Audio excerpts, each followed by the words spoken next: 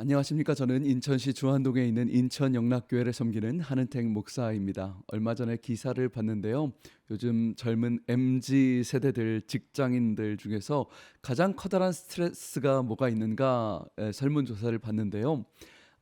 가장 스트레스 받는 여러 가지 중에서 주요한 요인은 부장님 개그에 호응할 때라는 항목이 있더라고요. 참 인상 깊었습니다. 예를 들어 이런 것이죠. 제가 조금 썰렁한 얘기를 해도 용서해 주십시오. 회사에서 이제 치킨을 시켜 먹는데 사원이 묻는 거예요. 부장님 어떤 치킨 드실래요? 그랬더니 부장님이 나는 로보캅 치킨 이러는 거죠. 로보캅 치킨이 뭐예요, 부장님? 아이, 이 대리는 로보캅 치킨이 뭔지도 몰라? 치킨. 이런 이런 썰렁한 개그를 하면은 젊은 이제 MZ 세대들이 부장님이니까 대우해 줘야 되니까 "아이고 부장님 너무 웃겨. 배꼽이 빠질 것 같아요."라고 이렇게 호응해 줘야 되는 게 스트레스라고 이런 설문조사를 본 적이 있습니다. 썰렁한 이야기를 해도 용서해 주십시오. 한 번 더 할게요. 여러분, 성경에도 부장님이 등장합니다. 특별히 마태복음 8 장을 보려고 하는데 마태복음 8 장에도 부장님이 등장하더라고요. 백 부장님이 등장을 합니다. 넓은 마음으로 이해해 주십시오. 성경에 나오는 이 백부장이라는 직책은 헬라어로 헤카톤 타르쿠스라는 단어를 쓰는데 100명이라는 뜻이 있어요. 그러니까 100명의 군대를 다스리는 로마의 장교, 통치하는 권력자라는 뜻입니다.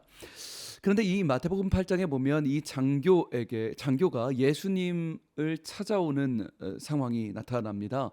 그리고 그 백부장이 예수님께 부탁을 하나 하는데 이렇게 이야기하죠. 주여, 내 하인이 중풍병에 들렸습니다. 치료하여 주시옵소서라고 부탁을 합니다. 그랬을 때 예수님이 대답하시죠. 이르시되 내가 가서 직접 고쳐줄게. 내가 직접 가서 고쳐줄게 라고 말씀을 하십니다. 그랬더니 백부장이 뭐라고 하냐면 유명한 말이에요. 8장 8절에요. 백부장이 그래요. 주여, 내 집에 들어오심을 감당할 수 없습니다. 다만 말씀으로만 하옵소서. 말씀으로만 하옵소서. 하인이 나을 것입니다 라는 위대한 고백을 하죠. 그랬을 때 10절 말씀에 주님이 뭐라고 되어 있냐면요, 예수께서 들으시고 놀랍게 여겼다 되어 있습니다. 영어로 보니까 He was so amazed. 그래요. So amazed. 그냥 놀란 게 아니라요, so amazed. 엄청나게 예수님이 놀라셨다는 것이죠.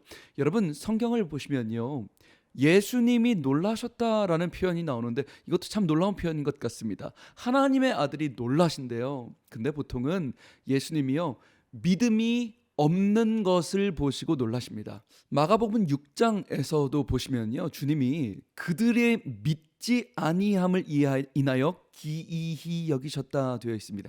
기이히 여기다. 너무 놀라운 거예요. 어떻게 안 믿을 수 있냐 니들이.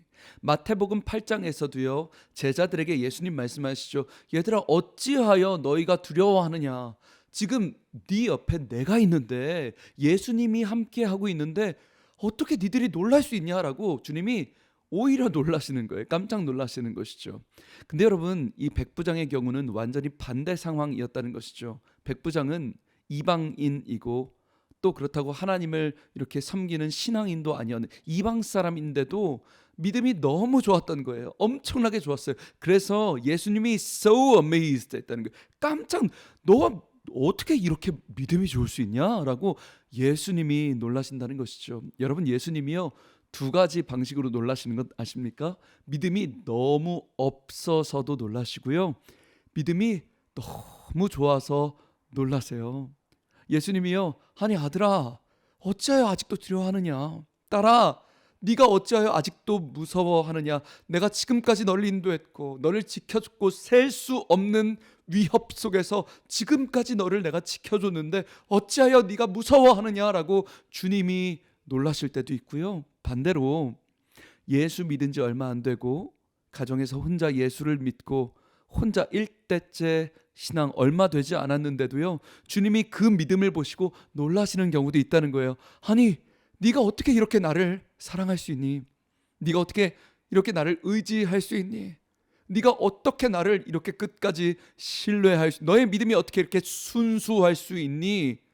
환경이 이렇게 어렵고 상황이 어려운데 네가 나를 믿어주는구나 라고 주님이 깜짝 so amazed 하시는 거예요.